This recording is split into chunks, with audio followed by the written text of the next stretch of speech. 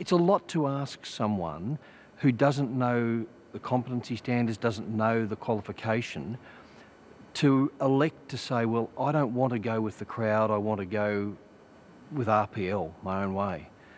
Whereas if we're encouraging them and saying, well, actually you're expected to go that way. We expect you to have some competencies that we can tick off on.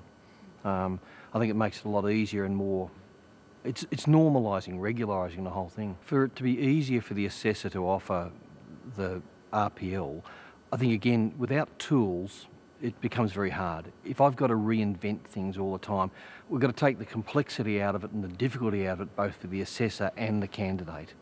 And at the moment, it's been too difficult for both.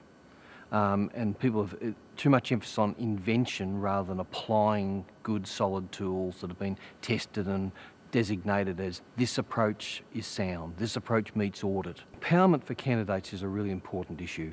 And too often, I think we associate it almost as personal qualities, that I suddenly become aware of my own self-worth and self-confidence and I am empowered to claim what's mine, you know. And I think really that's one side of empowerment, but empowerment is also knowing what comes next, knowing what's expected of me. And I think we underestimate the power of clear processes that say, this is what's happening next, this is what's expected of you, this is how much it'll cost, and you can do it.